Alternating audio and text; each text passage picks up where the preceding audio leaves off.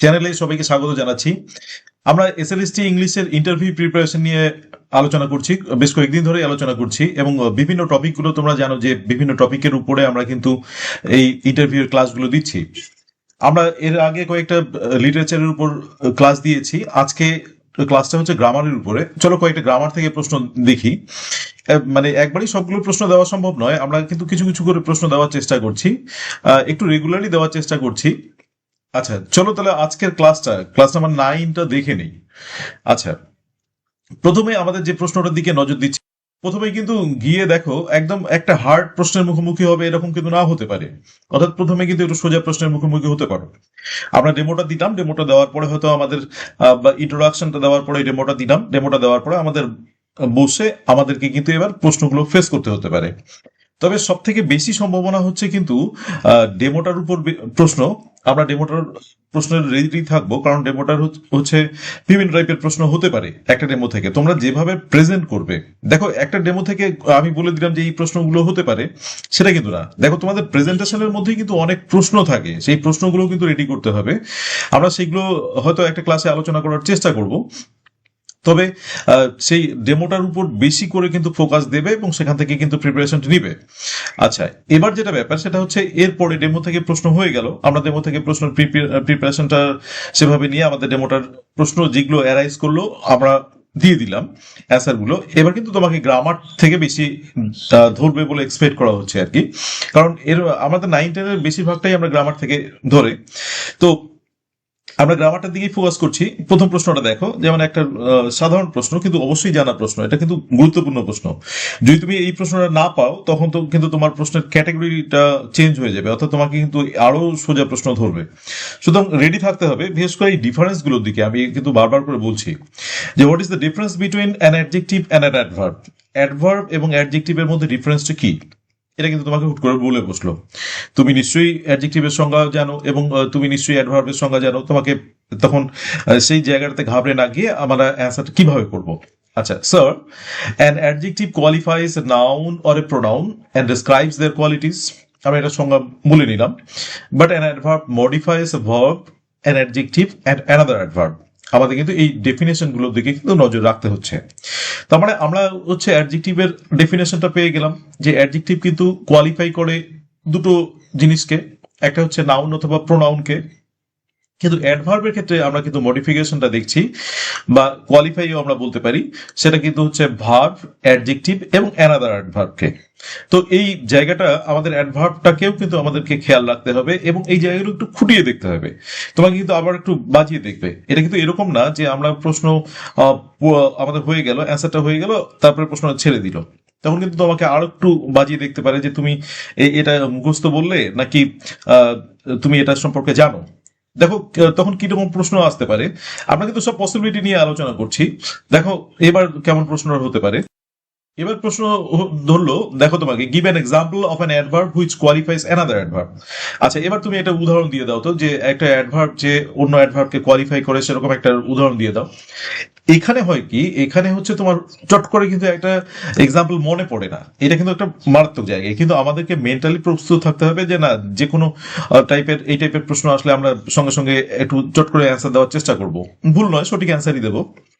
আচ্ছা sir, the tiger runs very swiftly. এটা একটা example. Here the word very qualifies another adverb swiftly. এখানে কিন্তু এই অ্যাডভার্বটা দ্যাট ইজ ভেরি, এখানে কিন্তু কোয়ালিফাই করলো আমাদের আরেকটা অ্যাডভার্বকে, যে অ্যাডভার্বটা হচ্ছে সুইফটলি। এই টাইপের আমরা একটু মেন্টালি প্রিপেয়ার থাকবো। এইগুলো কিন্তু সব মেন্টাল প্রিপারেশনের ব্যাপার। দেখো আমাদের টোটালটাই, আমি কিন্তু বারবার বলছি যে যতটা জানা তার থেকে কিন্তু মানসিক দিক থেকে রেডি থাকা, যে কোনো প্রশ্নের জন্য রেডি থাকা। আমরা এই জায়গাটাতে থাকবো না যে একটা হেজিটেশনে থাকবো না, আমরা মেন্টালি প্রস্তুত, যে কোনো প্রশ্ন আসতেই পারে, আমরা সেটাকে স্মার্টলি অ্যান্সার দেওয়ার চেষ্টা করব। এই প্রিপারেশনটা কিন্তু ইন্টারভিউ এর সব থেকে বড় ব্যাপার, সব থেকে মূল মন্ত্র এটাই, যে আমরা যে কোনো প্রশ্নের জন্য প্রস্তুত থাকবো এবং সেটাকে ভালো করে দেওয়ার চেষ্টা করব। হয়তো নাও হতে পারে, কিন্তু তুমি যে জানছই বা তুমি যে পারছই বা তুমি যে পারবে না, এই হেজিটেশনটা কিন্তু না থাকে যেন, বা ওভার কনফিডেন্সটা যেন না থাকে। আচ্ছা, তো সেই মেন্টাল প্রিপারেশনটা আমরা রেডি থাকছি। আমরা এটার অ্যান্সারটা দিয়ে দিলাম যে অ্যাডভার্বটা হচ্ছে কিন্তু আরেকটা অ্যাডভার্বকে কোয়ালিফাই করে, সেরকম একটা অ্যাডভার্ব হচ্ছে আমাদের এই এক্সাম্পলটা দিয়ে আমরা দিয়ে দিলাম। আচ্ছা, পরেরটাতে আসি। খুব সুন্দর একটা প্রশ্ন দেখো। I am going to home, sorry, I am going home or I am going to home, which one is correct? আচ্ছা, এখানে কোনটা correct? I am going to home correct, না I am going home correct? Sir, আমরা অ্যান্সারটা দেবো তো, জানা থাকলে ঠিক আছে সেভাবেই দিবে, এভাবে দেওয়া যেতে পারে। Sir, I am going home is correct, I am going home এটাই correct. Here home is used as an adverb. এখানে কিন্তু হোমটা হচ্ছে অ্যাডভার্ব হিসেবে ইউজ হচ্ছে, and an adverb does not take any preposition. তার জন্য কিন্তু এখানে কিন্তু এই হোম দেখো, এখানে এই যে এই টুটা যে আছে, এই টুটা কিন্তু এখানে প্রয়োজন নেই, কারণ অ্যাডভার্বের আগে কিন্তু আমরা টুটার মানে প্রিপোজিশনের ইউজ পাই না, যার জন্য আমাদের এখানে কোনো প্রিপোজিশন দরকার নেই। তাহলে কি হচ্ছে? তাহলে হোম অ্যাডভার্ব, অ্যাডভার্বের আগে এখানে প্রিপোজিশন নেই, এটাই আমাদের রাইট অ্যান্সার। তাহলে I am going home is correct, এটা কিন্তু আমাদের প্রিপেয়ার থাকতে হবে। এগুলো ট্রিকি প্রশ্ন আমাদের ইউজ করতে মানে আসতে পারে, আমরা সেইভাবে প্রিপেয়ার থাকবো। তো তোমরা এই টাইপের প্রশ্নগুলোর জন্য রেডি থাকবে। এই টাইপের প্রশ্ন কিন্তু জিজ্ঞেস করে, এই টাইপের প্রশ্ন তোমাকে একটু বাজিয়ে দেখার জন্য জিজ্ঞেস করে যে ডেপথটা কতটুকু আছে। তা আমরা সেটার দিকে নজর রাখবো এবং যথেষ্ট সেগুলোকে স্মার্টলি প্রেজেন্ট করার চেষ্টা করব। আচ্ছা, পরের প্রশ্নে আসি। দেখো, এর আগেও বলেছি যে এই টাইপের প্রশ্নগুলো কিন্তু আমরা গল্পের ছলে যে প্রশ্নগুলো করি, এই টাইপের প্রশ্ন কিন্তু সেভাবে হয়। রিটেন পরীক্ষার কোয়ালিটিটা আলাদা রকম, এটার কোয়ালিটি আলাদা রকম। তোমাকে কিন্তু এখানে দেখতে চাচ্ছে যে তুমি আরেকটু কতটুকু জানো। তোমাকে একটা প্রশ্ন করার পরে আরেকটু সেই সম্পর্কে তোমাকে জানতে চাইতেই পারে আমাদের যারা ইন্টারভিউয়ার থাকবেন। আচ্ছা, যেমন what is a reflexive pronoun? আচ্ছা, রিফ্লেক্সিভ প্রোনাউন কি? আচ্ছা, a pronoun that reflects the action of the subject on the subject itself is called reflexive pronoun. তাহলে রিফ্লেক্সিভ প্রোনাউনটা আমরা পেয়ে গেলাম যে রিফ্লেক্সিভ প্রোনাউন কিন্তু অ্যাকশনটাকে রিফ্লেক্ট করে, সাবজেক্টের যে অ্যাকশনটা আছে সেটাকে রিফ্লেক্ট করে। এবং আমরা দেখতে পাচ্ছি এই রিফ্লেক্সিভ প্রোনাউনের ক্ষেত্রে একটা এক্সাম্পল দিয়ে দেখো। What's example is he killed himself. এখানে কিন্তু এই যে হিমসেলফটা আছে, এই হিমসেলফটাকে আমরা রিফ্লেক্সিভ প্রোনাউন বলছি, এবং রিফ্লেক্সিভ প্রোনাউনটা কিন্তু এই সাবজেক্ট যে অ্যাকশনটা করছে, এই হিমসেলফ, এটা দিয়ে কিন্তু হিকেই আমাদের রিফ্লেক্ট করছে, এর অ্যাকশনটাকেই কিন্তু রিফ্লেক্ট করছে, যার জন্য এটাকে কিন্তু আমরা বলছি রিফ্লেক্সিভ প্রোনাউন। তাহলে here himself is a reflexive pronoun, আমরা এটার একটা এক্সাম্পল দিয়ে দিলাম এবং রিফ্লেক্সিভ প্রোনাউনটাকেও কিন্তু আমরা মেনশন করলাম। আচ্ছা, তাহলে রিফ্লেক্সিভ প্রোনাউনের আমরা ডেফিনেশনটা পেয়ে গেলাম। এবার ওই যে যে জিনিসটা বললাম যে তোমাকে আরেকটু বাজিয়ে দেখছে, তখন তো প্রশ্ন করলো this himself can also be used as another pronoun. আচ্ছা, এই হিমসেলফ তো আর একভাবে ইউজ করা যেতে পারে। What is that pronoun? আচ্ছা, সেই প্রোনাউনটা কি তাহলে? তখন আমরা আমাদের অ্যান্সারটা আসবে yes sir, this self or selves pronounce can also be used as emphatic pronounce. এই আমরা জানি অটোমেটিক্যালি যে এই প্রোনাউনগুলোকে হিমসেলফ, তারপরে দেমসেলভস, এগুলোকে কিন্তু এই শুধু রিফ্লেক্সিভ প্রোনাউন নয়, এগুলোকে এমফ্যাটিক প্রোনাউন হিসাবে কিন্তু আমরা ইউজ করতে পারি। তো আমরা সেটার জন্য প্রস্তুত থাকবো। কম্পিটিশন যখন বেশি তখন কিন্তু আমাদের এই স্মার্টনেসটা এবং আমাদের ইন্টেলিজেন্সটা বা উপস্থিত বুদ্ধিটা, প্রেজেন্স অফ মাইন্ডটা, এগুলো কিন্তু খুব জরুরি। তো আমাদের সেভাবে কিন্তু প্রস্তুত থাকতে হবে। দ্যাট ইজ, আমি আলটিমেটলি যেটা বলছি সেটা হচ্ছে মেন্টাল প্রিপারেশনটা। আচ্ছা, তো এই হিমসেলফটা কিন্তু এমফ্যাটিক প্রোনাউন হিসাবে ইউজ করা যেতে পারে। আচ্ছা, পরেরটা আসি।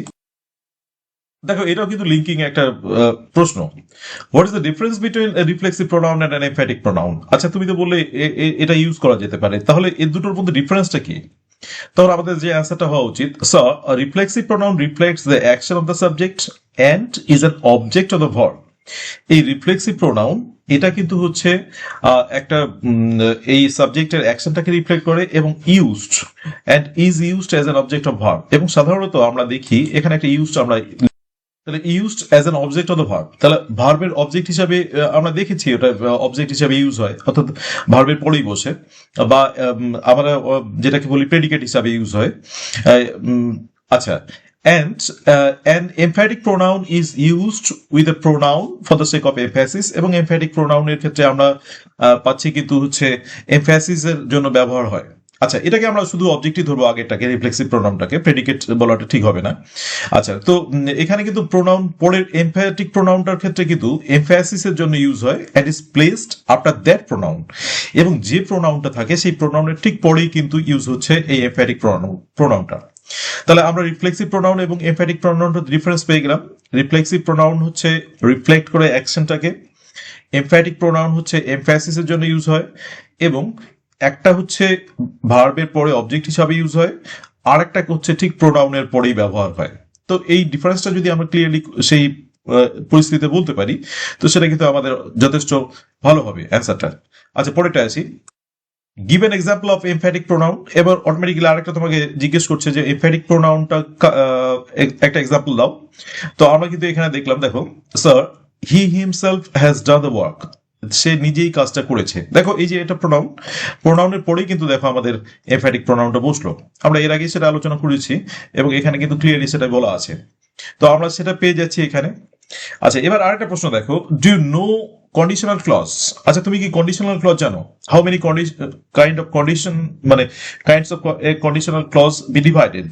আচ্ছা, একটা কন্ডিশনাল ক্লজকে কয় ভাগে ভাগ করা যেতে পারে? ইয়েস স্যার, আমরা বলে নিলাম প্রথমটা যে তুমি কি জানো, তো এটার অ্যান্সারটা হয়ে গেল আমরা জানি। আচ্ছা, এবার সেকেন্ডের অ্যান্সারটা আসে, depending on various conditions the conditional clause can be divided into 4 categories. 4টা কন্ডিশনে এটাকে ভাগ করা যেতে পারে, and this are termed as, এবং এই 4টা ক্যাটাগরিকে ভাগ করা হয় হচ্ছে zero conditional, first conditional, second conditional and third conditional. তোমাদের যদি প্রয়োজন হয়, এটার আমি এই যে উপরে দেখো এই জায়গাটাতে আমি দিয়ে দিলাম কন্ডিশনাল ক্লজের আমাদের এখানে, তো এখান থেকে তুমি লিঙ্ক ক্লিক করে ওখানে কিন্তু ঢুকতে পারবে। কন্ডিশনাল ক্লজের ভিডিওটা আমাদের আছে, দেখলে ক্লিয়ার হয়ে যাবে। কন্ডিশনাল ক্লজটা কিন্তু একটু ভালো করে দেখা উচিত। আচ্ছা, এবার আসি পরের প্রশ্নটাতে। আচ্ছা, যে জায়গাটায় ভয়, আবার সেই জায়গাটায় আমাদের চলে আসলো, সেটা হচ্ছে কারেকশন। তোমরা জানো কারেকশন নিয়ে খুব ভয়, তোমাদেরও খুব ভয় থাকো। যতগুলো আমি প্রশ্ন মানে আমার কমেন্ট পাই ভয় নিয়ে, সেটা হচ্ছে এই কারেকশনটা নিয়ে। সেখানে কারেকশন কিন্তু আসতেই পারে। দেখো, okay, we are giving you a line. আচ্ছা, you will find the error in this line. তুমি লাইনটা বলবে। আচ্ছা, লাইনের মধ্যে এররটা বলবে। The man emphasized on the need of education in one's life. আচ্ছা, is this line erroneous or not? এই লাইনটার কি ভুল না ঠিক? তোমাকে কিন্তু লাইনটা দিয়ে জিজ্ঞেস করলো। তো আমাদের তো একটু ভাবতে সময় লাগবেই অবশ্যই। সেই লাইনটা প্রয়োজনে আমরা পেন অ্যান্ড পেপার ইউজ করতে পারি, সেটা অবশ্যই তাদের পারমিশন নিয়ে, আমাদের যারা এক্সপার্ট থাকবেন। আচ্ছা, yes sir, the line is erroneous, এই লাইনটার মধ্যে ভুল আছে। The correct sentence should be, correct সেন্টেন্সটা হওয়া উচিত এরকম, the man emphasized the need of education in one's life. এখানে কিন্তু আমরা কারেক্ট লাইনটা পাচ্ছি এটা, the man emphasized the need of education in one's life. The word emphasize does not take any preposition after it. আচ্ছা, এই এমফ্যাসাইজ শব্দটার সঙ্গে, ভার্বটার সঙ্গে আমাদের কিন্তু কোনো প্রিপোজিশনের দরকার নেই। অর্থাৎ আমাদের এখানে যে এই ভুলটা আছে সেটা হচ্ছে কিন্তু অনটার আমাদের প্রয়োজন নেই, তাই এটা কিন্তু ভুল। তাহলে অনটা উঠিয়ে দিলেই আমাদের কিন্তু যে সেন্টেন্সটা আসবে সেটা ঠিক।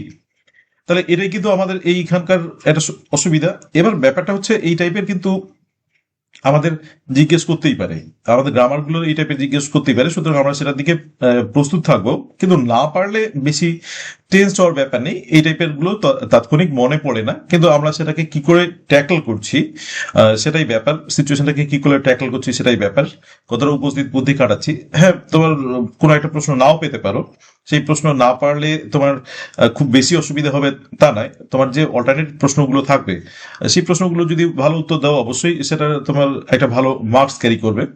তো এটাই হচ্ছে কিন্তু আজকের এই প্রশ্নগুলো আমাদের গ্রামার নিয়ে আরো হাজির হব, এবং ডেমো একটা দেওয়ার চেষ্টা করছি। আশা করি ডেমো দিয়ে সেখান থেকে কিছু প্রশ্ন আমরা করার চেষ্টা করব। Thank you for watching the video. Please subscribe the channel let's learn blooming birds and stay tuned.